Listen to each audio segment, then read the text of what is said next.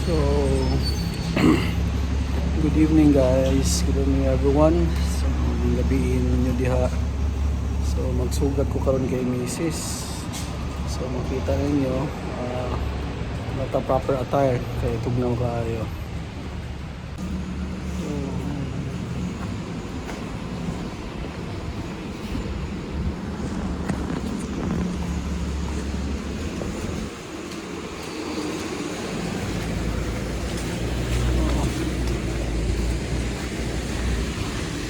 So, kabutas to gano kay delikado kini siya. Ang ano, kita ninyo.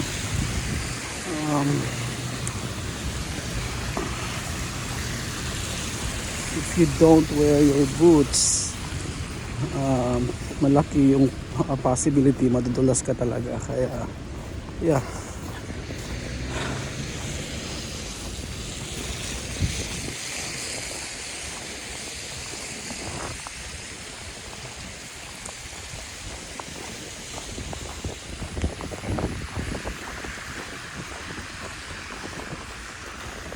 So yung daanan natin, it's completely covered with snow.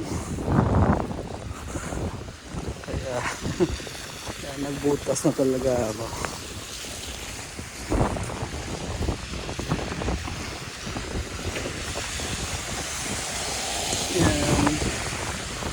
And yung wife ko kasi, she's working sa after school program ng Cabbage Town. So malapit lang siya sa bahay. Probably it's about a 10-minute walk. Yeah, going to her office.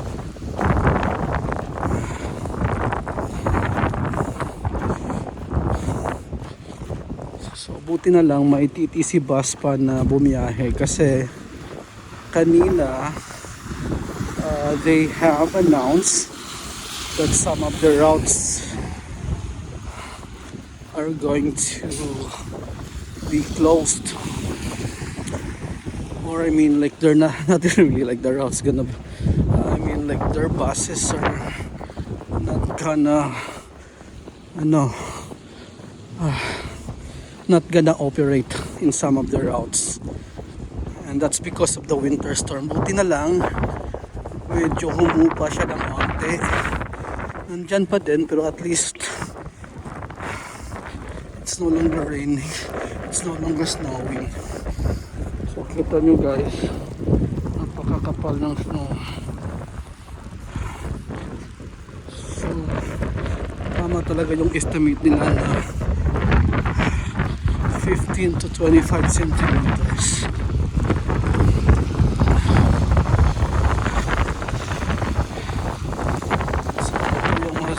Canada pa more. In the movie siguro na we find like in the movies, well, it's so nice to experience snow, but in reality ano talaga siya, it's a has negative impact as well sa operations ng transportation and also mobility. So, primarily yung mobility talaga is impacted kasi yung mga tao, they don't wanna go outside sa ganitong panahon. And so logistics mo din affected kasi babagal yung takbo ng transpo kasi they are, of course, they are being careful as well para di ma-aksidente.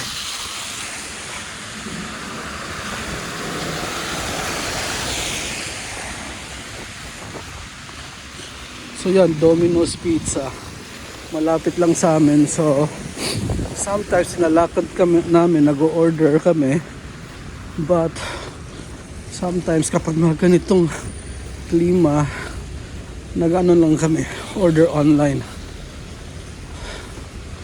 But Toronto, guys, is a very expensive city, so you cannot afford to be ordering online all the time. Malulugi ka talaga.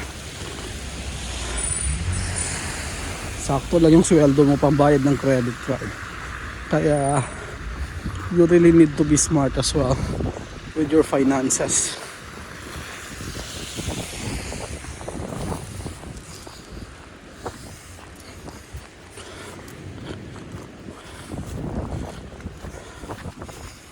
So yung wife he started applying in this yung community center na yan, the corner 200. So we went there one time and gusto namin kasing we went there to check ano yung mga programs nila and if there are open jobs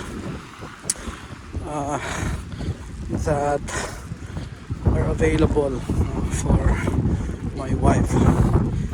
Tapos nag-volunteer kami during the Jamestown, kasi part ng Jamestown to Jamestown community event. And then after volunteering, may nakilala kaming Pinoy din, si Kuya Renato. She was referred by Kuya to be a volunteer. On-call siya sa community center as a receptionist. But after that, nakapasok siya eventually dito sa after-school program. So, yung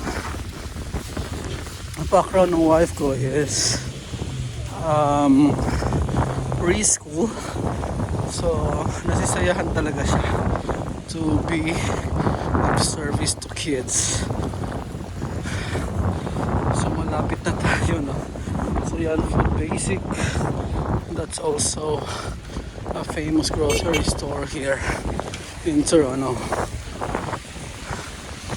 Diyan kami bumibili sometimes. And if we're not feeling well, diyan din namin hinihingi yung COVID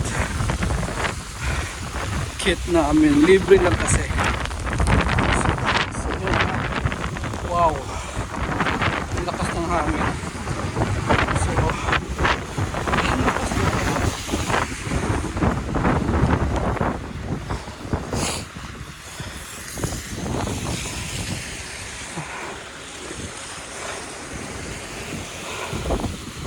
so napabagal yung paglalakad natin kasi better be slow and safe than mabilis tayo pero mabilis tayo. I wanna avoid that.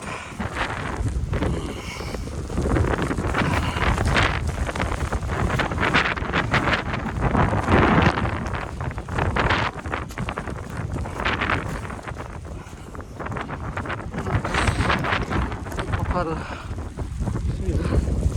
ay nako, basta yung ito yung daanan eh. So makapal guys ng snow.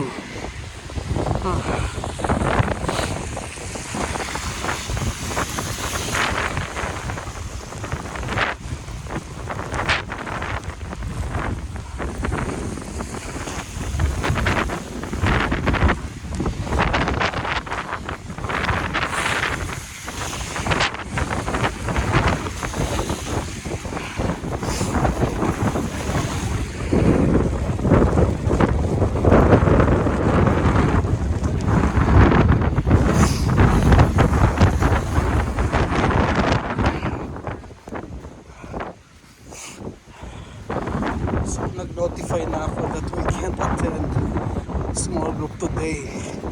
Hindi kaya, delikado.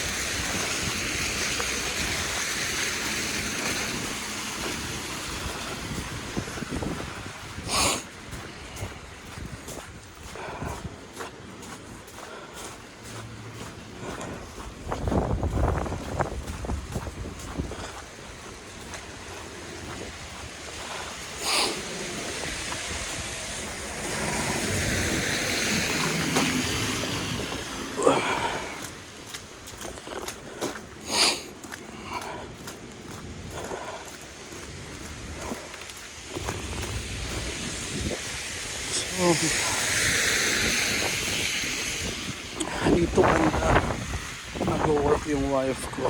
Dito yung school. Or I mean yung after school center. I think dalawang kanto na lang. It should be it.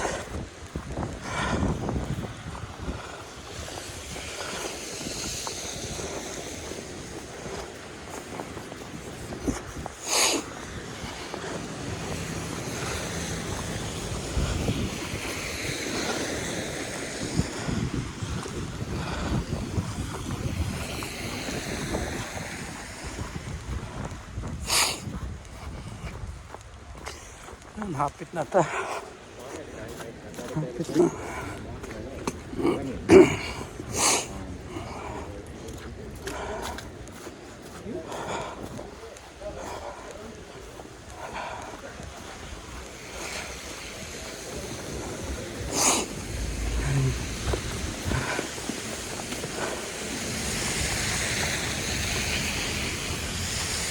So yung ano niya, nasa kanto ng beer store yung center. So that's the Lancaster Avenue. So liko tayo dito at yun na yan.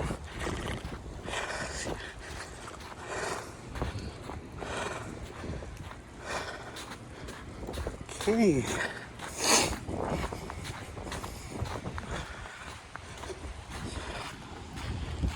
So guys, yan yung center, yan yung dyan siya nagtatrabaho. That's BGC Cabbage Town Youth Center. Text ko siya. So yun, nandyan na siya. Finally, kumusta hal? Ako lang.